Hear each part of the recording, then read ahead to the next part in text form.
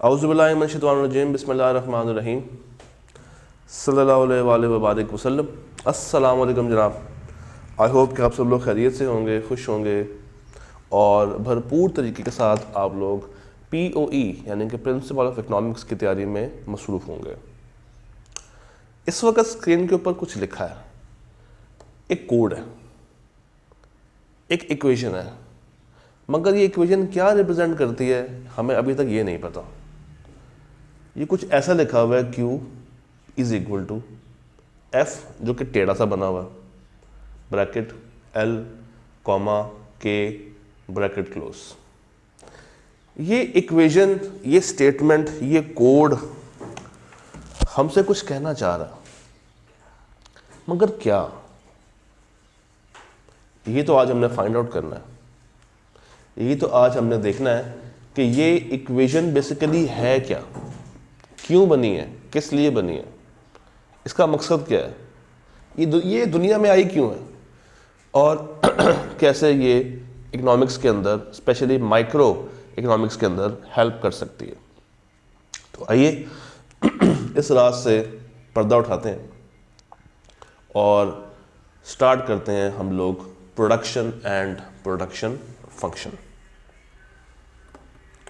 Production क्या है? ये प्रोडक्शन, अगर हम लोग नॉर्मल बात करें तो वी कैन से कि भाई an art of making goods is called production. और याद रखिएगा, प्रोडक्शन सिर्फ गुड्स की नहीं होती है, सर्विसेज की भी होती है। जब आप जाते हैं अपने हेयर ड्रेसर के पास, जिसको उर्फ़ आम में हम लोग नाई कह के पुकारते हैं, तो जितने टाइम में नाई आपके बाल काटता है ना, he is doing an activity on you, he is giving you service. This is also production.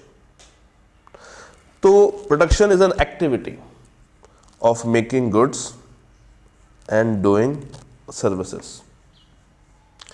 और प्रोडक्शन के लिए हमारे पास एक छोटा सा फॉर्मूला होता है, that is input is equal to output. वो एक पंजाबी में मिसाल है ना कि जितना गुड़ डालोगे उतनी मिठास पाओगे। जो आपने बीजा है वही पाओगे। तो जैसा आपका इनपुट है, आपको वैसा ही आउटपुट हमेशा मिलेगा। एग्जाम की तैयारी करके जाओगे तो पेपर पास करोगे, और अगर एग्जाम की तैयारी नहीं करोगे और सिर्फ ये सोच के जाओ कि यार अल्लाह मुझे पास करवा देगा, तो ऐसे तो नहीं होता। इंसान को अपनी मेहनत, अपनी एफर्ट करनी पड़ती है उस चीज़ के लिए। तो प्रोडक्शन क्या है? एन एक्टिविटी, एक काम, एक hustle, the way to do something, is called production. Activity, कोई काम करना, कोई एफर्ट लगाना उस काम में, टू डू समथिंग। आप गुड्स या सर्विसेज बनाते हैं कैसे? By combining input resources. अब ये इनपुट रिसोर्सेस मुख्तलिफ तरह के होते हैं। सबसे पहले आपको चाहिए होता है एक लैंड। अगर आपने कोई भी प्रोडक्ट बनाना है तो वो हवा में तो बनेगा नहीं, ज़मीन पे बनेगा। फैक्ट्री कहाँ लगेगी? ज़मीन के ऊपर। ज़मीन क्या है? लैंड। लैंड के ऊपर आपको चाहिए एक अदद बिल्डिंग। उस बिल्डिंग में आपको चाहिए प्लांट एंड मशीनरी।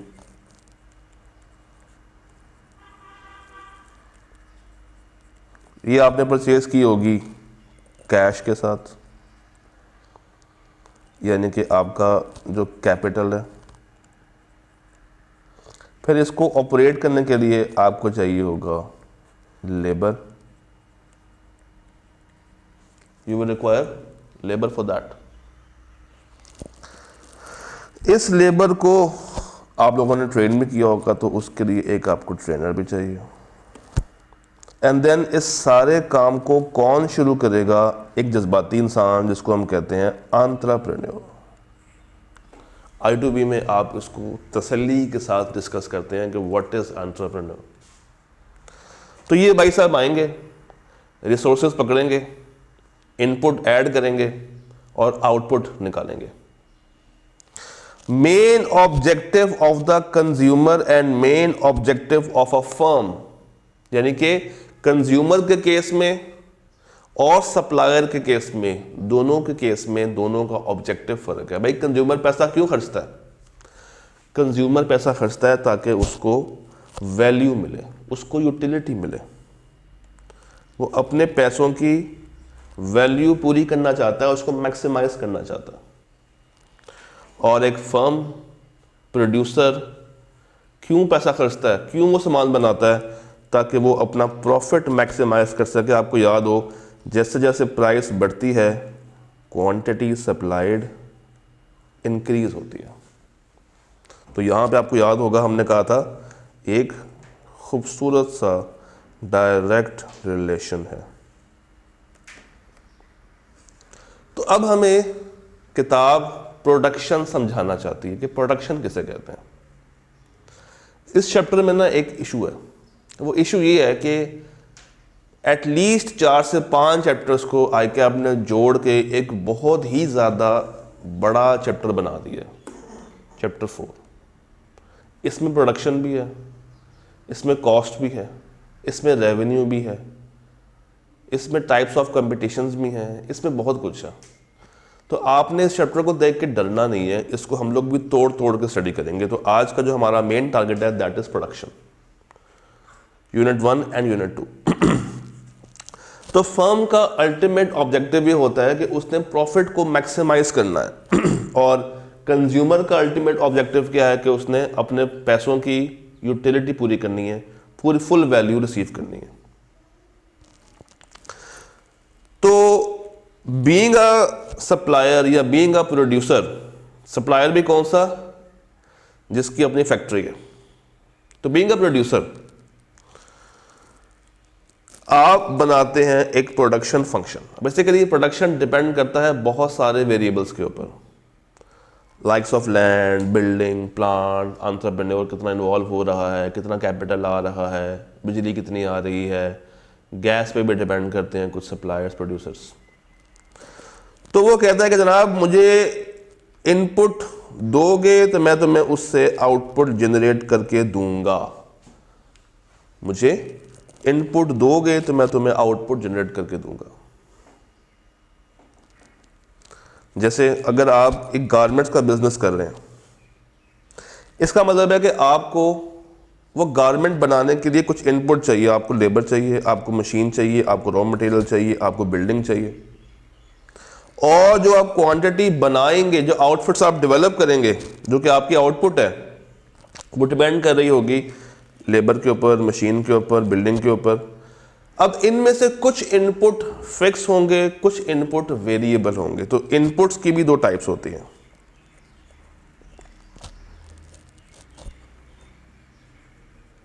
कुछ फिक्स हैं, कुछ वेरिएबल हैं।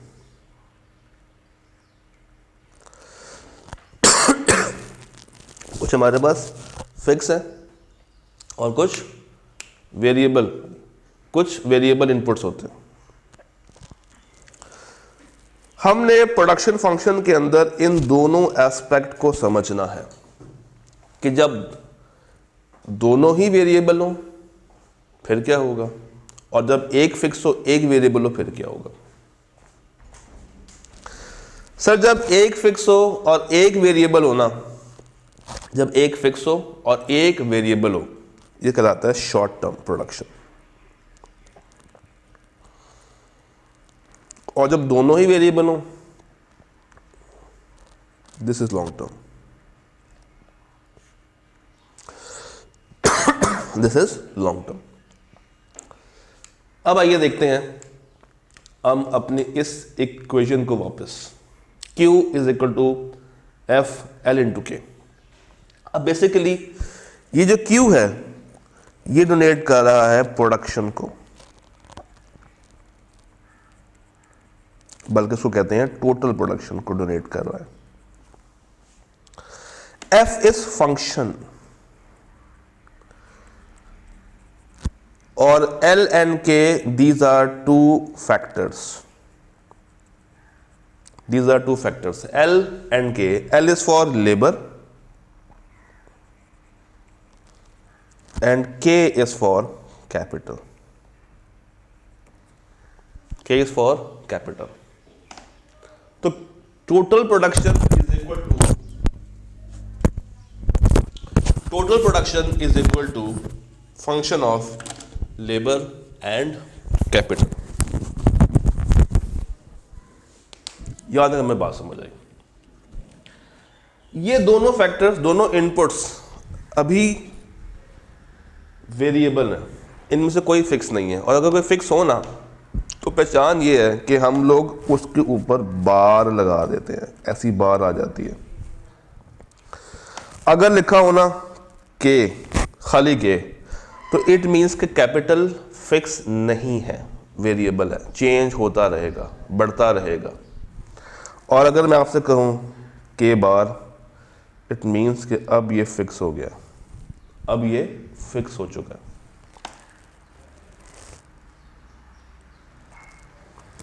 तो sir Q is equal to F L into K, where Q stands for output या total production, F represents the function, L is for labour and K is for capital. आसान सी बात है, यहां तक हमें कोई मुश्किल बात नजर नहीं आई, आगे भी नहीं आएगी। नाउ हमारे पास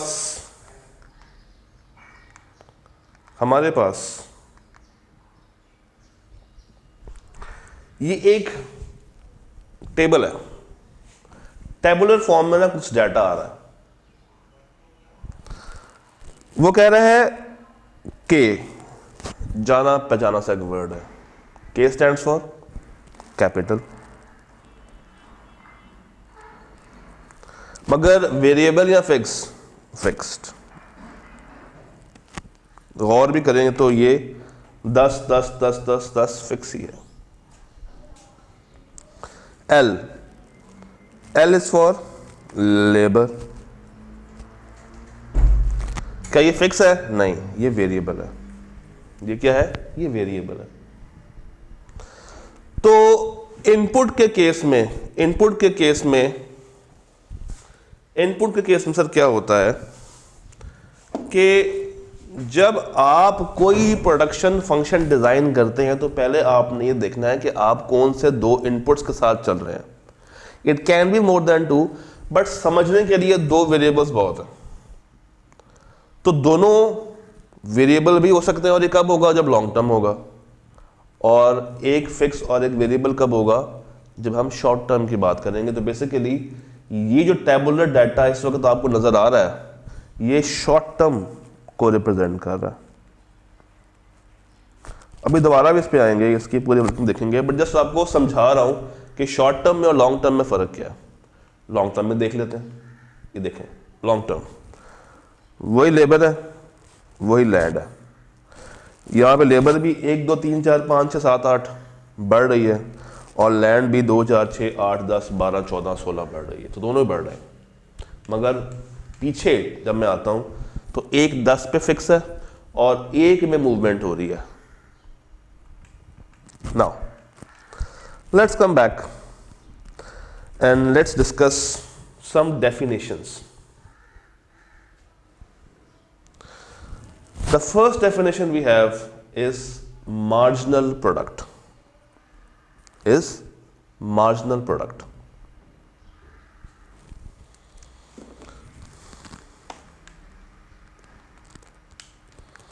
वो कहता है सर मार्जिनल प्रोडक्ट क्या है? Marginal product MP is rate of change in total product by using an extra unit of input, or marginal product expresses the contribution of an additional input factor to the total product. Marginal product also indicates the slope of total product to a particular input factor. समझ नहीं ना आया? आना भी नहीं था। क्यों? अजीब सी अंग्रेजी लिखी हुई है। आइए इसको दोबारा से देखते हैं उसी ग्राफ में से। यहां पर अगर मैं आगे जाऊं तो मुझे 3 तरह की वर्किंग्स नजर आ रही हैं। एक है टोटल प्रोडक्ट, एक क्या है टोटल प्रोडक्ट, जिसको आपने कहा टीपी। उसके आगे है मार्जिनल प्रोडक्ट एमपी, और उसके आगे लिखा हुआ है एवरेज प्रोडक्ट एपी। तो टीपी, एमपी, एपी। अब आपके जहन में आएगा डाटा है ना, टेबल है, तो लाजमी ये मल्टीप्लाई होकर आंसर आ रहा होगा, या प्लस होकर आंसर आ रहा होगा, या डिवाइड होकर आंसर आ रहा होगा। तो ऐसा बिल्कुल भी नहीं है। 10 + 0 10 होना चाहिए, मगर 0 आ रहा है। 10 × 1 5 आ रहा है। 10 ÷ 1 फिर से 5 आ रहा। तो टोटल जो ये वाला डाटा है हमारे पास, ये इनका कोई फंक्शन इस पर डिपेंड नहीं करता, ना ही ये ऐड हो रहे हैं, ना ही ये सब्ट्रैक्ट हो रहे हैं, ना ये डिवाइड हो रहे हैं, और ना ये मल्टीप्लाई हो रहे हैं।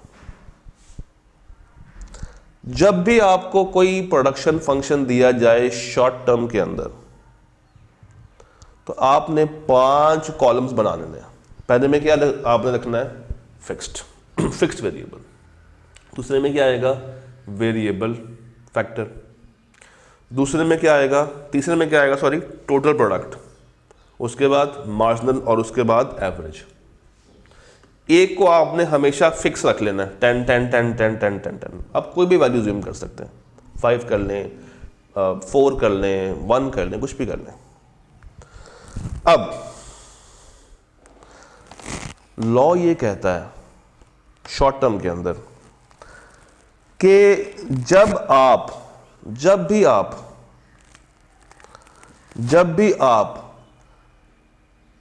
रिसोर्सेज को बढ़ाते हैं, अगर आपके पास लेट्स सपोज 2 रिसोर्सेज हों, एक फिक्स है और एक वेरिएबल है, और आप वेरिएबल को बढ़ा रहे हैं, तो एक पॉइंट ऐसा आएगा कि उसकी जो वैल्यू है वो गिरनी शुरू हो जाएगी। आप उस चीज़ को पसंद करना छोड़ देंगे। जैसे फॉर एग्जांपल ये पानी है, ये ग्लास है, ग्लास के अंदर मैंने डाला हुआ है पानी। पानी एक ऐसा फैक्टर है जो कि फिक्स है, पानी को मैं चेंज नहीं करूंगा। और मैं इसमें डालता हूं रूह अफ़ज़ा, डाला टेस्ट आएगा, मज़ीद डालूंगा मज़ीद टेस्ट आएगा, मज़ीद डालूंगा मज़ीद टेस्ट आएगा। मगर एक पॉइंट ऐसा आएगा कि उसको डालने से, ज़्यादा डालने से ये पानी मेरे से पिया नहीं जाएगा, बहुत मीठा हो जाएगा। तो जो वैल्यू मुझे उस वक्त मिल रही थी, अब वो वैल्यू डिक्रीज हो जाएगी, डाउनवर्ड स्लोप आना शुरू हो जाएगा, डाउनवर्ड स्लोप आना शुरू हो जाएगा। तो अगर आपके पास कोई वेरिएबल फैक्टर है, इसका मतलब ये नहीं कि आप अंधे होकर उसको बस बढ़ाते चले जाएं, नहीं। जब आप ज्यादा बढ़ाएंगे, उसकी कैपेसिटी से ऊपर कर देंगे, तो वो डाउनफॉल का शिकार लाजमी हो जाएगा। इसी तरह एक और एग्जांपल है कि इनिशियली लेट्स से आपने कुछ फ्लावर्स को प्लांट करना है, घर में आपने कुछ फ्लावर्स को प्लांट करना है, तो आप क्या देंगे उसको, एक अच्छी अमाउंट ऑफ सॉइल, वाटर और सनलाइट। लेट्स से मैं कहता हूं कि सॉइल और सनलाइट फिक्स फैक्टर्स हैं, और जो वाटर है ये मेरा वेरिएबल फैक्टर है। पानी मेरे हाथ में है ना, कम दूं ज़्यादा दूं ये मेरे पे डिपेंड कर रहा है, मगर सनलाइट और सॉइल मेरे हाथ में नहीं है, ये फिक्स है। The flowers will grow beautifully. Now let's say you decide to increase the amount of water while keeping soil and sunlight constant. ये आप नहीं बढ़ा रहे हैं, तो इनिशियली क्या होगा, flowers might respond well to the extra water. शुरू में शायद फूलों को ये ज़्यादा पानी पसंद आए, वो ज़्यादा ग्रो भी करेंगे, आप ज़्यादा खुश भी होंगे, फिर आप में लालच आएगी। However, if you continue to increase the water without adjusting the soil or sunlight, fix को छेड़े बिना अगर आप वेरिएबल को बढ़ाते चले जाएंगे, तो there will come a point where the additional water does not help and might even harm the flowers. इसी तरह एक मजदूर भी उतना ही काम करेगा जितनी उसमें कैपेसिटी है, वो आपका लेबर आपके लिए 24 आवर्स तो काम नहीं कर सकता ना भाई, उसने सोना भी तो है, वो 24 घंटे की शिफ्ट नहीं लगा सकता। They might start to suffer from the waterlogged soil. अब आपने उस सॉइल के अंदर इतना पानी डाल दिया है कि अब उसका फलना फूलना बहुत मुश्किल है। तो आपको क्या करना चाहिए था, आपको इनिशियल इनपुट जो आपने शुरू में इनपुट डाला था, 2 fix 1 variable, that was balanced in proportions. तो आपको क्या मिले थे, you got beautiful flowers. But जैसे जैसे आपने वाटर बढ़ाना शुरू किया, शुरू में तो एक अच्छी ग्रोथ आपको मिलेगी। ये देखें, ये ऐसा होता है, शुरू में तो आपको एक अच्छी ग्रोथ मिलती है, ये इंक्रीज कर रहा है, यहाँ तक इंक्रीज करेगा और इसके बाद से उसका डाउनवर्ड स्लोप बनना शुरू हो जाएगा, गिरना शुरू हो जाएगा। जितना जितना आप फर्दर बढ़ाते जाएंगे पानी को, too much water will result into flowers का मुरझा जाना, विल्ट कर जाना, खराब हो जाना, बर्बाद हो जाना, तबाह हो जाना। तो ये बड़ी सिंपल सी एक एग्जांपल है जो कि लॉ ऑफ वेरिएबल प्रोपोर्शन आपको समझा रही है, and that what we are actually studying, law of variable proportion. Short run में अगर आपने प्रोडक्शन फंक्शन निकालना हो तो जो उसके लिए लॉ हम लोग स्टडी करते हैं, that is called law of variable proportion. यानी कि हर इनिशियल इनपुट को मुझे उसकी औकात में रखना है, उसकी सही वाली मिकदार में रखना है, उसकी सही वाली प्रोपोर्शन में रखना है। अदरवाइज अगर आपके पास एक रिसोर्स वेरिएबल है तो उसका हरगिज़ मतलब ये नहीं कि सब कुछ उसी में झोंक दें, अदरवाइज आपका जो प्रोडक्ट है वो ख़राब हो जाएगा। इस लॉ के लिए हम कुछ अजम्पशंस को यूज़ करते हैं। नंबर 1, हम लोग कहते हैं कि भाई ये शॉर्ट रन में ही चलेगा। ये लॉ सिर्फ और सिर्फ कब ऑपरेट करेगा, जब मैं शॉर्ट रन की बात कर रहा हूँ, शॉर्ट रन टाइम पीरियड की बात कर रहा हूँ। शॉर्ट रन टाइम पीरियड होता ही यही है कि एक फैक्टर फिक्स है, एक फैक्टर वेरिएबल है। और अगर आपको याद हो तो इस तरीके से इसका ग्राफ बनता है सप्लाई का। ये कट करेगी एक्स एक्सिस पे, तो ये स्टीपर होगी या शैलो होगी, स्टीपर होगी। As a long run we can change the techniques of product. So ये लॉ उस पर अप्लाई नहीं होता, उसके लिए दूसरा नाम है। शॉर्ट रन के लिए क्या नाम है, law of variable proportion. Labour normally हम लोग वो फैक्टर लेते हैं जो कि आप चेंज कर सकते हैं, बढ़ा सकते हैं। लैंड को चेंज करना, प्लांट को चेंज करना, बिल्डिंग्स को चेंज करना मुश्किल है, टाइम टेकिंग है, उसके ऊपर ज़्यादा रिसोर्स चाहिए होता है। तो जस्ट फॉर ईज लेबर तो आपको आसानी से मिल जाती है, और वो भी पाकिस्तानी लेबर तो वैसे ही आजकल फ्री है, उनको तो कोई काम दे तो वो फौरन से आ जाते हैं। हम अज्यूम करते हैं कि टेक्नोलॉजी में कोई चेंज नहीं आया, क्योंकि इसका भी इम्पैक्ट आता, बट अज्यूम करके चले हैं कि there is no change in technology, ना अभी है ना फ्यूचर में आएगा। तो ये एक अजम्पशन है हमारी। इनपुट फैक्टर्स जो भी हम ले रहे हैं वो इक्वल हैं और वो होमोजीनियस हैं, एक जैसे इनपुट फैक्टर्स हैं। ऐसा नहीं है कि कुछ लेबर पाकिस्तानी है, कुछ लेबर अमेरिकन है, कुछ लेबर यूरोपियन है, कुछ रशियन है, ऐसा नहीं है। और इसके अलावा हमारे पास कोई और कंस्ट्रेंट्स नहीं है। तो ये अजम्पशंस हैं, आप कह सकते हैं। आपको याद होगा एक वर्ड सिट्रस पैरिबस। तो ये अजम्पशंस हम लोग लेकर चलते हैं। Done. Okay, coming back to this table, fix, variable और आगे 3 कॉलम्स, एक में टोटल है, एक में मार्जिनल है और एक में एवरेज है।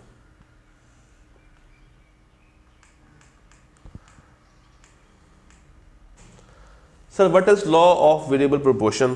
Law of variable proportion states that by increasing the quantity of one factor, यानी कि labor, the other factor जो कि वो फिक्स है, तो लेबर को बढ़ा रहे हैं और कैपिटल को आपने फिक्स रखा हुआ है।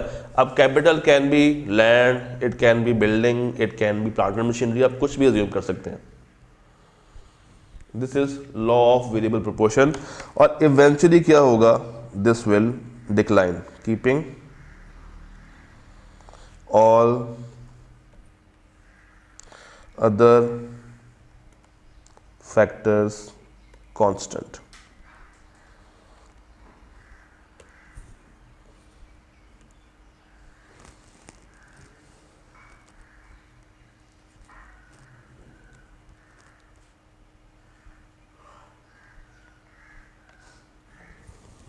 ऑलराइट, तो सर ये है short term. Short run a time period in which at least one input factor remains fixed. भाई एक बात कितनी दफा रिपीट करोगे, किताब बार बार रिपीट करेगी। यूनिट 1 में भी कहती है, फिर यूनिट 2 में भी कहती है, 1 में भी कहती है और 2 में भी कहती है कि at least one fix, at least one is variable, while other variable जो है इट्स रन शॉर्ट रन। और अगर कोई भी फिक्स ना हो तो हम कहेंगे कि जनाब आप कहाँ पे जाएं, आप जाएं फिर लॉन्ग रन के अंदर। Moreover, in short run, the firm existing plant capacity is fixed. However, in short run, जो चीज़ आप ऑल्टर कर सकते हैं, जो चीज़ आप चेंज कर सकते हैं, that is the variable factor. Normally क्या होते हैं, लेबर, मटेरियल और यूटिलिटीज। मगर लॉन्ग रन में क्या होता है, आपको कोई भी फैक्टर फिक्स रखना नहीं पड़ता। In economic theory, we consider two different time spans as for production period. या हम कहते हैं शॉर्ट रन है या हम कहते हैं लॉन्ग रन है। शॉर्ट रन करें या लॉन्ग रन करें, देखिए शॉर्ट रन अगर होगा ना तो डिमांड बढ़ने से आप मार्केट में चीज़ें फौरन से लेके नहीं आ सकते, क्योंकि आपका एक फैक्टर फिक्स है। As a demand for a product increases all else remains equal. Firm की जो प्रॉफिटेबिलिटी है में increase, but it depends upon the firm's reaction कि वो किस तरह और कितना जल्दी, कितना क्विकली इसके ऊपर रिस्पॉन्ड कर सकते हैं। कुछ को ज़्यादा टाइम चाहिए होता है शॉर्ट रन वालों को, क्यों, उनका एक फैक्टर फिक्स है, बढ़ाने में टाइम लगेगा। मगर लॉन्ग रन में क्या होगा, जब दोनों ही वेरिएबल होंगे तो वो क्विक रिस्पॉन्स करेंगी, फौरन से मार्केट में माल ले आएंगे। तो ये वेरी करता है। खैर ये रीड ओनली पोर्शन, अगर आपको ये बात समझ आ गई है तो जब आप एक दफ़ा इसको पढ़ लेंगे तो बात ऑलरेडी क्लियर हो जाएगी। ये इसका फंक्शन है Q is equal to F L K bar. अब K के ऊपर बार है, ये K के ऊपर क्या आपको नज़र आ रही है, एक बार नज़र आ रही है। बार ये शो कर रही है कि ये इनपुट मेरा फिक्स है, और जिस पे बार नहीं है इट इज शोइंग कि ये मेरा इनपुट फिक्स नहीं है। ओके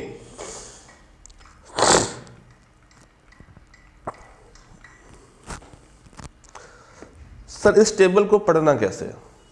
अब अगेन ये सारी फिगर्स अज्यूम्ड हैं। मेरे पास एक तरफ आ रहा है फिक्स, एक तरफ आ रहा है वेरिएबल। कहानी आपने शुरू करनी है मार्जिनल प्रोडक्ट से। आप क्या करेंगे, शुरू में बढ़ाएंगे। भाई पहला क्या है, पहला हमेशा ये नील रहेगा। क्यों, क्योंकि सिर्फ और सिर्फ आपके पास लैंड है, काम करने वाला कोई नहीं है। तो जब काम करने वाला कोई नहीं, जब लेबर ही कोई नहीं है, तो वो लेबर कोई एडिशनल वैल्यू तो प्रोवाइड नहीं करेगी, तो शुरू में ही क्या हो जाएगा, नील। उसके बाद जैसे जैसे लेबर आप इनपुट करते जा रहे हैं ये बढ़ती जाएगी, 5 से 10, 10 से 15। तो ये कुछ इस तरीके से बन रहा है अभी तक। 5 ये 0 था ना, 5, 10, 15। मगर एक पॉइंट ऐसा आएगा कि अब उसने गिरना ही गिरना है। क्यों, क्योंकि जैसे जैसे आप एडिशनल लेबर ऐड करते जा रहे हैं, आपके पास कैपेसिटी तो फिक्स है। आपके पास कैपेसिटी क्या है, फिक्स है। आप उसको अकोमोडेट नहीं कर पाएंगे, लोग आएंगे, अवजार होंगे। तो अल्टीमेटली आपकी जो मेन प्रोडक्टिविटी है वो गिरना शुरू हो जाएगी। अब क्या होगा, you will see a downward trend, 10, 5, 0 और इतना डाउनवर्ड जाएगा कि वो 0 को भी क्रॉस करते हुए माइनस में जा सकता है। सो ये था मेरा इंक्रीजिंग ट्रेंड, ये है मेरा डिक्रीजिंग ट्रेंड और ये है नेगेटिव में जाता हुआ ट्रेंड।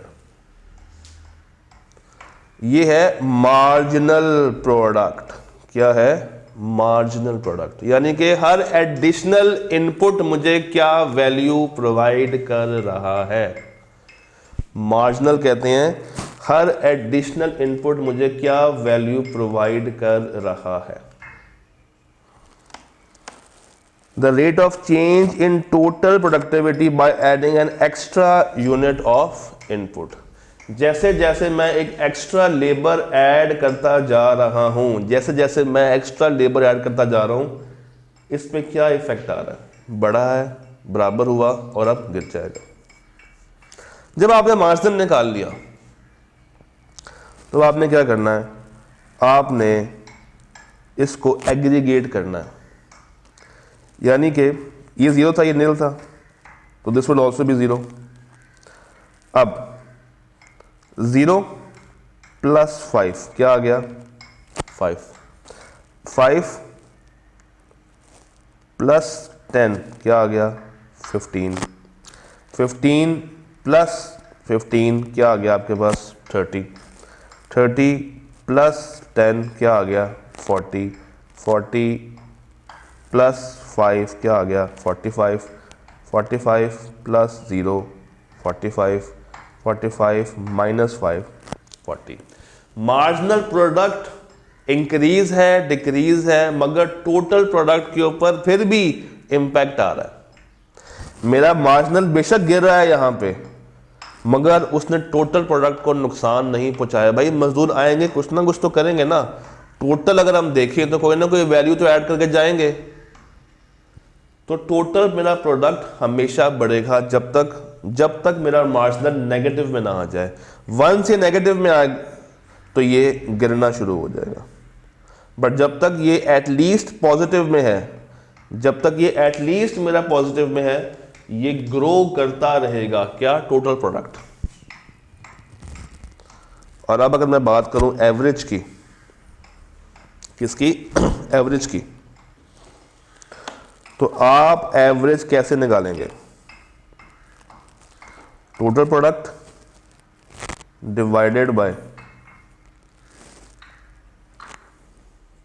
निकाल लें, 30 divided by 3 10, 5 divided by 1 5, 15 over 2 7.5, 40 over 4 10, 45 over 5 9, 45 over 6 7.5, 40 over 7 5.7। तो average product is equal to total product divided by that variable factor. कौन सा? L। मार्जिनल क्या निकाला? ये वैल्यू आपने अगर अज्यूम कर ली है सही, तो इससे आप पहले ये बनाएंगे और जब ये बना लेंगे तो इससे ऑटोमेटिकली ये बन जाएगी। और उससे पहले आपको एक फैक्टर फिक्स रखना है और एक फैक्टर आपको वेरिएबल रखना है, ये वाला। Am I clear? I should be clear. यही चीज ग्राफ में देखते हैं तो ये देखें टोटल प्रोडक्शन, जरा गौर की, मेरी बात पे गौर कीजिएगा। टोटल प्रोडक्शन बढ़ रही है 5 10 30 40 45, 45 और 45, ये दो पॉइंट्स ऐसे हैं जहां पे ये बराबर हो रही है। ये 45 और 45 पे बराबर हो रही है, यानी कि ये देखें ये बढ़ रहा है, ये बढ़ रहा है, ये बढ़ रहा है, ये बढ़ रहा है, यहाँ पे आके बराबर हुआ। बराबर होने के बाद ये 45 है और अब 40 से गिरना शुरू हो गया। अब 40 से गिरना शुरू हो गया और बढ़ कैसे रहा है? 5 15 30 40 45 बना लेते हैं। 5 15 30 40 और आगे 45 और एंड के ऊपर अब ये गिरना शुरू हो गया। यहाँ पे मुझे उसका डिक्रीजिंग ट्रेंड नज़र आ रहा है। ये कांस्टेंट ट्रेंड था, ये इंक्रीजिंग ट्रेंड था। तो ये है टीपी। अब मेरे पास MP भी है और AP भी है। अगर मैं MP पे बात करूं तो 5 10 15 10 5 0 5, या 5 है वैल्यू, या 10 है, या 15 है, या 0 है। और वही पहले बढ़ी है, फिर कम हुई है, फिर 5 नेगेटिव में चला गया। तो मेरा MP शुरू होगा पॉइंट ऑफ ओरिजिन से, ये पहले बढ़ेगा और फिर गिरेगा, और इतना गिरेगा कि ये नेगेटिव में जाएगा, ये नेगेटिव में चला जाएगा। This is -5, this is 0, this is 5, this is 10, this is 15, और अब ये गिरना शुरू हो गया। यही था ना, 5 10 15 10 5 0, गिरना शुरू हो गया। और AP एवरेज, एवरेज क्या था? एवरेज था मेरे पास टोटल को डिवाइड किया था वेरिएबल फैक्टर से। तो टोटल क्या है मेरे पास? ये। अगर मैं इसको डिवाइड करूं, इस पूरे ग्राफ को अगर मैं डिवाइड कर दूं L के साथ, तो ये ट्रेंड कुछ ऐसे बनेगा AP का। अब अगेन ये फ्री हैंड ड्राइंग है। Upper panel of the graph represents total product while lower panel shows marginal और एवरेज प्रोडक्ट। पहले तो हमें ये बात क्लियर करनी है कि जो ये है ये टोटल दिखा रहा है, और ये नीचे वाला दिखा रहा है मार्जिनल और एवरेज। जैसे जैसे आप वेरिएबल इनपुट फैक्टर बढ़ाते जाएंगे, keeping one factor fix, total production जो है वो इनिशियली इंक्रीज करेगी। देखें, इनिशियली बढ़ रही है, इनिशियली बढ़ रही है, और बढ़ भी रही है with increasing rate and later with decreasing rate. एक पॉइंट पे आगे वो कांस्टेंट होगी और फिर वो गिर जाएगी शार्पली, फिर वो गिर जाएगी। एज अ रिजल्ट जो मार्जिनल प्रोडक्ट है वो भी क्या है, वो भी पहले इंक्रीज कर रही है और एकदम से गिरेगी।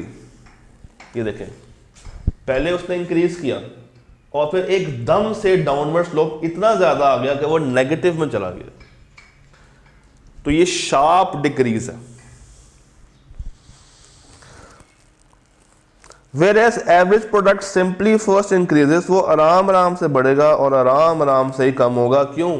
It's only depending upon that upper graph divided by that labour वाला फैक्टर। डन।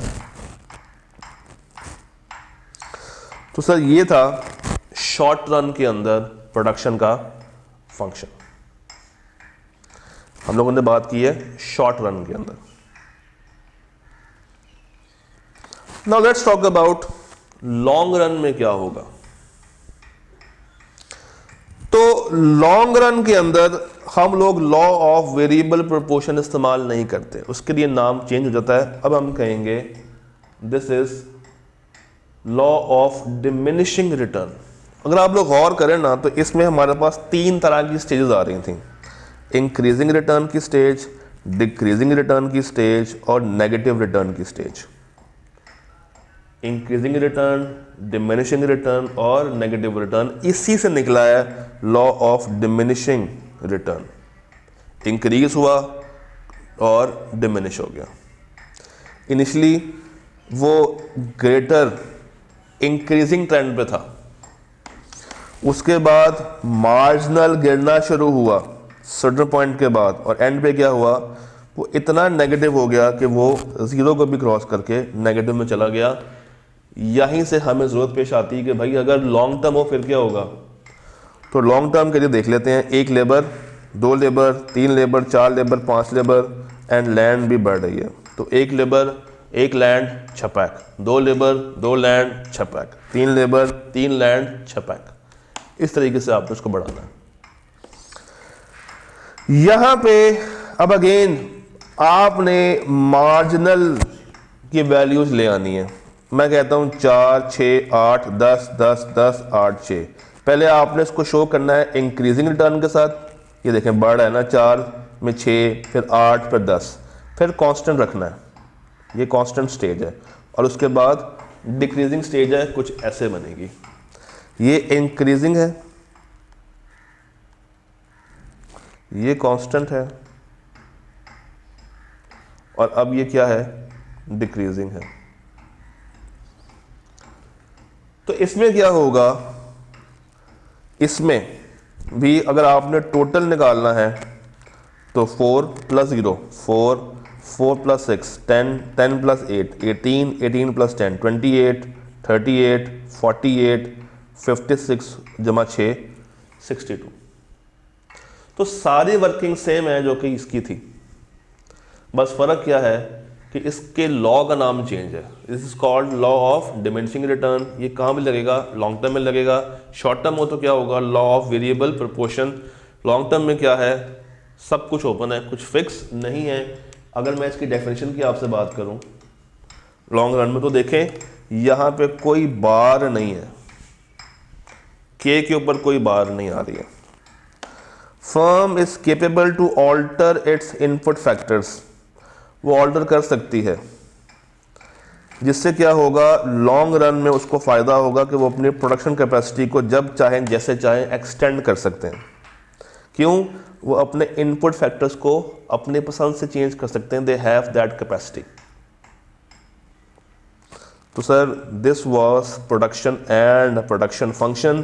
किताब का यूनिट 1 एंड यूनिट 2 आप लोगों ने स्टडी कर लेना, चैप्टर नंबर 4। आज हम लोगों ने बात करनी है ऑन कॉस्ट ऑफ प्रोडक्शन। इससे पीछे हम लोगों ने ये स्टडी किया है प्रोडक्शन और प्रोडक्शन फंक्शन। तो आज हम लोगों ने कॉस्ट ऑफ प्रोडक्शन को समझना है with respect to short run. तो आज के लेक्चर में सिर्फ शॉर्ट रन पे बात होगी, लॉन्ग रन और फर्म के ऊपर हम लोग फिर नेक्स्ट लेक्चर में बात कर रहे होंगे इंशाल्लाह ताला। सर कॉस्ट ऑफ प्रोडक्शन को समझने के लिए सबसे पहले हमें 2 वर्ड समझने चाहिए। एक है एक्सप्लिसिट कॉस्ट और दूसरी है इम्प्लिसिट कॉस्ट। एक एक्सप्लिसिट और दूसरी इम्प्लिसिट कॉस्ट। 2 डिफरेंट तबके हैं। एक है हमारे पास अकाउंटेंट तबका और एक है मेरे पास इकोनॉमिस्ट तबका। अकाउंटेंट कहता है कि मेरे लिए हर खर्चा खर्चा है, चाहे वो कैश में पे हो रहा है चाहे वो कैश में पे नहीं हो रहा, वो हर उस खर्चे को खर्चा मान लेता है। मगर इकोनॉमिस्ट कहता है कि भाई रुक जाओ, मेरी सोच कुछ और है। आइए देखते हैं। Explicit cost occur when the company pays for the usage of its factors of production, whereas implicit cost occur when the company uses the resource belonging to the owner such as capital and inventory. इसको हम कहते हैं वो खर्चा जो कि आपने अपनी जेब से किया हो, आउट ऑफ पॉकेट किया हो, जिसमें कैश की मूवमेंट हो, जिसमें कैश की मूवमेंट हो। मगर इम्प्लिसिट कॉस्ट कहते हैं हर वो खर्चा जो कि एज अपॉर्चुनिटी कॉस्ट भी आया हो। फॉर एग्जांपल, मैं 6 लाख की नौकरी छोड़ के, सैलरी छोड़ के बिजनेस स्टार्ट करूं, तो उस बिजनेस को ये 6 लाख का खर्चा बर्दाश्त करना पड़ेगा। क्यों? मैं 6 लाख की लगी लगाई सैलरी छोड़ के आया हूं। तो ये उस बिजनेस के लिए क्या है? एक इम्प्लिसिट कॉस्ट है, नज़र नहीं आ रही है मगर खर्चा तो है। डिटर्मिनिंग कॉस्ट, ये आप बड़े आसानी से डिटर्मिन कर सकते हैं। जैसे डेप्रिसिएशन हो गई, इम्पेयरमेंट हो गई, ट्रैवलिंग खर्चा हो गया, रॉ मटेरियल लेकर आने का खर्चा हो गया, लेबर की कॉस्ट हो गई, सारे एक्सपेंसेस। मगर इसको डिटरमिन करना मुश्किल है। क्यों? इसकी वैल्यू आप प्रिसाइसली मेजर नहीं कर सकते। भाई मैं अपने बिजनेस को चला रहा हूं, बीइंग एन एंटरप्रेन्योर, और मैं अपने बिजनेस से कोई सैलरी नहीं ले रहा और मुझे लेनी चाहिए। अगर मेरी जगह पे कोई और आए तो वो शायद 2 लाख पर मंथ ले, तो वो 2 लाख जो कि मुझे लेनी चाहिए, that is my implicit cost. Economist उसको कंसिडर करेगा, अकाउंटेंट नहीं करेगा। कैश इसके लिए चाहिए, इसके लिए ज़रूरी नहीं है। इसमें आउटफ्लो नहीं हो रहा कैश का, इसमें आउटफ्लो हो रहा है कैश का।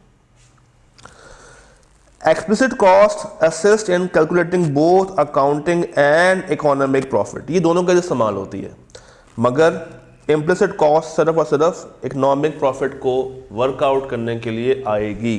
इसका मतलब ये है कि इसको माइनस करने के बाद जो मेरे पास अमाउंट आएगी वो शायद ज़्यादा हो, जिसको जिसमें से मुझे ये कॉस्ट माइनस करनी पड़ेगी, इम्प्लिसिट कॉस्ट। तो total economic cost is equal to explicit cost plus implicit cost. आसान सा कॉन्सेप्ट है, हमें बात समझ आ जाती है। एंड वाला एक और कर्व, एक और टेबल, एक और ग्राफ हमारे पास आता है। सीखते हैं what is cost of production. इससे पहले आप लोगों ने बात की है प्रोडक्शन और उसके अंदर यूज होने वाले वेरिएबल्स की। अब बात करते हैं कॉस्ट। सबसे पहले यहां पे मेरे पास आ रहा है टोटल प्रोडक्ट, स्टार्टिंग फ्रॉम 0 1 2 3 4 5 6 7 8। कुछ खर्चा फिक्स होगा, फिक्स कॉस्ट वो सेम है 10, और हर जगह पे 10 ही है। फिर वी हैव वेरिएबल कॉस्ट जो वेरी कर रही है। शुरू में कुछ नहीं है, क्यों? यूनिट्स कोई प्रोड्यूस ही नहीं हुए, तो वेरिएबल कॉस्ट तो लगेगी नहीं। ये कब लगेगी? जब कोई एडिशनल प्रोडक्ट आएगा। तो जैसे ही मैंने 1 यूनिट प्रोड्यूस किया 9 रुपये की वेरिएबल कॉस्ट लग गई। जैसे ही 2 प्रोड्यूस किए तो 17 की लग गई, 3 किए तो 24 की लग गई, 4 किए तो 30 की लग गई, 5 37, 6 45, 7 54 और 8 के साथ 64। अब अगर मैं आपसे पूछूं कि सेकंड प्रोडक्ट को बनाते हुए कितनी वेरिएबल कॉस्ट लगी है, तो आपका आंसर क्या होगा? क्या आपका आंसर 17 होगा? गलत। सेकंड प्रोडक्ट को अगर मैं देखूं तो उसके लिए वेरिएबल कॉस्ट कितनी लग रही है? 17 माइनस 9। क्यों? क्योंकि 9 तो लग गई जब फर्स्ट बना था, तो 17 माइनस 9 इट विल बी 8। तो ये 17 कैसे आया? 9 ये वाला जमा 8। तीसरे को बनाते हुए मेरा खर्चा कितना आ रहा है अलग से? 17 24, 17 से बढ़ के 24 हो गया, तो 4 और 3 18 19 20 21 22 23 24, 7 रुपये का मेरा एडिशनल खर्चा आया।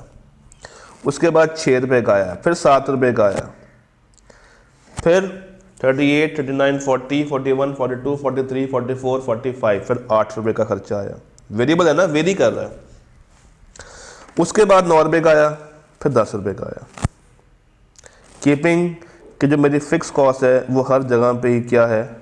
वो फिक्स है, उसमें कोई चेंज नहीं आ रहा। मगर मेरी वेरिएबल कॉस्ट चेंज हो रही है विद एडिशनल यूनिट। तो अब अगर आपसे सवाल किया जाए कि भाई बताओ 5वें यूनिट के लिए कितनी कॉस्ट पड़ रही है वेरिएबल, तो आप कहेंगे 7 रुपये। और अगर आपसे पूछा जाए कि 5 क्वांटिटीज के लिए कितनी कॉस्ट पड़ रही है, द आंसर विल बी 37। तो 5th एंड 5 ये फर्क है। 5 प्रोडक्ट्स के लिए कितनी पड़ रही है? 37 रुपए की वेरिएबल कॉस्ट। मगर 5th के लिए कितनी पड़ रही है? 7 रुपए की वेरिएबल कॉस्ट। फिर अगर इन दोनों को मैं ऐड कर दूं तो मेरे पास आ जाएगा टोटल कॉस्ट। 10 + 0 10, 10 + 9 19, 10 + 17 27, 10 + 24 34, 40 47 55 64 एंड 74। ये है मेरी टोटल कॉस्ट।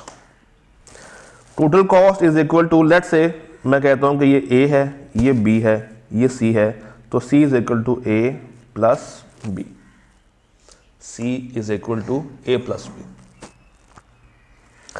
अब आगे मेरे पास 4 कॉलम्स और आ रहे हैं। एक average fix cost, average variable cost, average total cost और marginal cost. Sir what is my average fix cost? Average fix cost यानी कि AFC ये आएगी जब आप कॉलम ए को डिवाइड कर देंगे कॉलम क्यू के साथ। कॉलम क्यू क्या है? Total product. तो डिवाइड कर दें 10 divided by 0, 10 divided by 0 we have nothing, 10 divided by 1 we have 10, 10 divided by 2 we have 5, 10 divided by 3 we have 3.3, divided by 4 2.5, divided by 5 2, 6 से डिवाइड करेंगे तो 1.67, 7 से डिवाइड करेंगे तो 1.4 और 8 से डिवाइड करेंगे तो 1.3। ये है average fix cost. This is average fix cost. फिर आती है मेरे पास एवरेज वेरिएबल कॉस्ट। यहां पे मैंने क्या करना है, मैंने कॉलम बी को पकड़ना है और उसको डिवाइड कर देना है क्यू के साथ। तो नील डिवाइडेड बाय 0 खत्म, 9 डिवाइडेड बाय 1, 17 डिवाइडेड बाय 2 8.5, इसी तरह 24 by 3 8, 30 by 4 7.5, 37 by 5 7.4, 45 by 6 7.5, 54 by 7 7.7 और 64 बाय 8 8। ये है मेरी एवरेज वेरिएबल कॉस्ट जो कि बढ़ रही है, कभी बढ़ रही है कभी कम हो रही है। तो इसमें जो ट्रेंड है वो इस तरीके से आ रहा है, यहाँ पे बढ़ गई है, फिर बढ़ रही है, फिर बढ़ रही है, शुरू में कम हो रही है। फिर एवरेज टोटल कॉस्ट। अब मैंने क्या किया, लेट्स से मैं कहता हूँ कि अब ये कॉलम डी है, ये कॉलम ई है और ये कॉलम अगर एफ है तो F is equal to D plus E. अब मैंने इन दोनों को ऐड करना है, 10 + 9 19, 5 + 8.5 13.5, 11.3 10, 9.4 9.1 9.1 9.3। तो यहां तक तो कहानी बहुत आसान है। Then we have marginal cost. Marginal cost यानी कि हर एडिशनल प्रोडक्ट के ऊपर आपको कितनी कॉस्ट इनकर करनी पड़ रही है, that is my marginal cost. That is my marginal cost. आइए देखते हैं। अगर आप गौर करें तो ये हमने पेरेंट निकाला है, शुरू में कुछ भी नहीं था, फिर 9 रुपये कॉस्ट पड़ी, फिर 9 से 17 यानी कि 8, 17 से 24 यानी कि 7, 24 से 30 यानी कि 6, 30 से 37 यानी कि 7 रुपये की, फिर 8 रुपये की, फिर 9 रुपये की और फिर 10 रुपये की कॉस्ट पड़ी। तो this is how a tabular formation of cost of product exist. हमारे पास कितने कॉलम्स हैं, काउंट कर लेते हैं। 1 2 3 4 5 6 7 8। बहुत आसान है। क्वांटिटी लिख ली आप लोगों ने, देन फिक्स कॉस्ट फिक्स रहेगी, वेरिएबल कॉस्ट चेंज होती जाएगी, उसका टोटल कर लिया, फिर इसका एवरेज ले लिया और इसका भी एवरेज ले लिया, फिर एवरेज लेकर उन दोनों को ऐड कर लिया, दोनों एवरेजेस को, और एंड पे क्या निकाल ली, मार्जिनल कॉस्ट। मैथमेटिकली देख लेते हैं। Total cost is equal to TFC plus TVC, यही था। यस, टोटल कॉस्ट क्या थी, हमने क्या किया था, C is equal to A plus B. A क्या है, टीएफसी, और ये क्या है, C is equal to A plus B, where A is TFC and B is TVC. Sir average fix cost, average fix cost यानी कि हमारे case में D is equal to A plus D is equal to A divided by Q। ये average variable cost हमारे case में क्या है, D is equal to D नहीं, यहां पे E है, तो ये हो जाएगा E is equal to B over Q।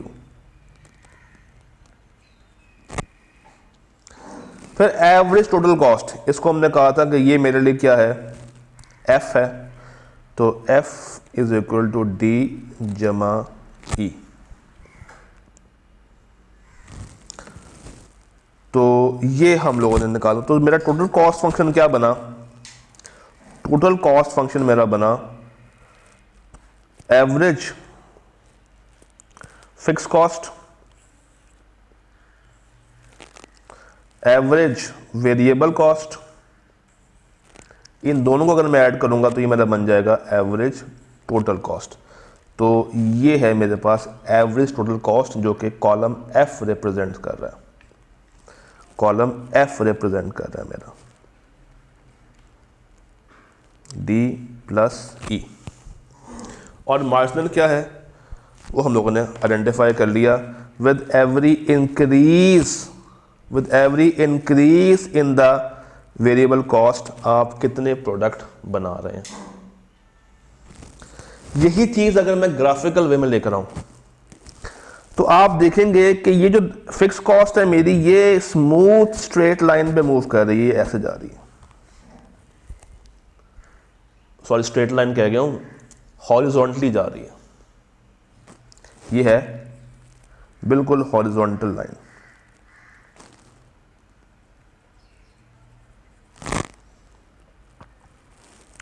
और अब अगर मैं इस पर ड्रॉ करूं ये सारी कॉस्ट, तो टोटल फिक्स कॉस्ट का जो ग्राफ बनेगा, टोटल फिक्स कॉस्ट ये है 10 10 10, ये मैंने बना लिया। अब मुझे बनाना है टोटल वेरिएबल कॉस्ट। तो देखें टोटल वेरिएबल कॉस्ट ये शुरू होगा पॉइंट ऑफ ओरिजिन से, और ये इस तरह के ट्रेंड पे मूव करेगा। पहले बढ़ेगा, फिर कम होगा, फिर आहिस्ता आहिस्ता बढ़ रहा है। देखिए पहले बढ़ा, फिर कम हुआ, फिर आहिस्ता आहिस्ता बढ़ रहा है। इन दोनों को अगर मैं ऐड कर दूं TVC जमा TFC, तो मेरे पास ये TC का कर्व आ जाएगा, कुछ इस तरीके से मूव करेगा। अब अगेन ये फ्री हैंड ड्राइंग्स है, समझ आपको आनी चाहिए for the purpose of paper. तो sir this is how cost of production works. अगर आपको ये टेबल समझ आ गया ना तो जिंदगी बहुत आसान है, ग्राफ समझ आ गया अच्छी बात है, मगर एग्जाम पॉइंट ऑफ व्यू के लिए अगर आपको टेबल भी समझ आ जाए तो दैट इज इनफ। ये है TFC, टोटल फिक्स कॉस्ट। इससे नीचे अगर मैं देखूं तो मेरी कुछ वेरिएबल कॉस्ट लग रही है। ये जो नीचे की तरफ कॉस्ट मूव कर रही है, ये क्या है? ये है टोटल वेरिएबल कॉस्ट। जब इसको मैंने इसमें ऐड किया तो ये मेरी बन जाएगी टोटल कॉस्ट। तो इसका कर्व इन दोनों को ऐड करके कुछ इस तरीके से फ्लो करता करता ऊपर की तरफ जा रहा होगा। अब कुछ अगली बात करते हैं, average variable cost, average total cost, average fix cost और मार्जिनल कॉस्ट। सबसे पहले एवरेज वेरिएबल कॉस्ट। सर जो आपकी एवरेज वेरिएबल कॉस्ट है ये कुछ इस तरीके से मूव करेगी, ऐसे। ये देख रहे हैं आप, ये ऐसे मूव कर रही है। ये आपकी एवरेज वेरिएबल कॉस्ट। फिर we have average fix cost. अगर आप उसको प्लॉट करेंगे तो इस तरीके से बनेगी। This will be your average total cost. तो कॉस्ट के केस में ना हमेशा ये कर्व इस तरीके से बनेगा, और प्रोडक्शन के लिए ये कर्व ऐसे बनता है। ये दो पॉइंट्स के ऊपर इंटरसेक्शन आ रही है। जब मार्जिनल कॉस्ट कट कर रही है एवीसी को भी और एटीसी को भी। ये मेरी मार्जिनल कॉस्ट कहां से स्टार्ट हो रही है? यहां से स्टार्ट हो रही है। ये है मेरी मार्जिनल कॉस्ट, और ये कट कर रही है यहां पे और यहां पे। By arranging average and marginal number shown in the table हम लोग ये कर्व बना सकते हैं। Due to total fix cost AFC is following along the larger output. AVC initially क्या है? डिक्रीज हो रही है, मगर आहिस्ता आहिस्ता ये इंक्रीज होती जाएगी। तो पैटर्न कुछ इस तरीके से आपको नजर आएगा। तो आपने अब ये देखना है कि ये किन दो पॉइंट्स के ऊपर इंटरसेक्ट कर रही है। This would be your required marginal cost. This would be your required marginal cost. Economic decision making जो होता है ये डिपेंड करता है आपकी मार्जिनल कॉस्ट के ऊपर, ये बहुत ज़्यादा इंपॉर्टेंट होती है। Marginal cost is also termed as incremental cost, यानी कि हर एक्स्ट्रा यूनिट के लिए मुझे कितनी कॉस्ट ऑफ प्रोडक्शन इस्तेमाल करना पड़ रही है, और फर्म इसको अवॉइड कर सकती है कब, जब वो कोई नया प्रोडक्ट ना बनाए। भाई नहीं बनाएंगे तो नहीं लगेगी। For average cost the firm can not entitle a specific amount to cost, ठीक है, एवरेज है ना, आपको स्पेसिफिक अमाउंट नहीं दे सकते। This is why marginal cost is designated to deceive the cost for the firms whether to produce more और few units. तो हम किसको देखते हैं, हम देखते हैं मार्जिनल कॉस्ट को, कि हम कुछ बनाएं या ना बनाएं। So this is how the cost of production works. अब अगेन ये टेबल जरूरी है आपके लिए, this table is a must. अगर आपको ये टेबल समझ आ जाए तो आप आसानी के साथ ये लाइंस बना सकते हैं। ये दोनों कर्व्स अब आपके सामने आ रहे हैं, एक है प्रोडक्शन का कर्व और एक है कॉस्ट का कर्व। अब जरा गौर करें तो दोनों आपस में मिरर इमेजेस हैं, बिल्कुल मिरर हैं। ये उसका इन्वर्स लग रहा है, वो उसका इन्वर्स लग रहा है। तो this is how the cost of production works. Unit 3 किताब का आप लोगों ने पढ़ लेना है। एंड नाउ इससे आगे ऑनवर्ड्स हम लोग बात करेंगे लॉन्ग रन के ऊपर, ये है शॉर्ट रन के लिए। तो अब अगली बात हम लोगों ने करनी है for long run, and then will talk about firm और आगे की बातें करेंगे। तब तक के लिए अल्लाह हाफ़िज़।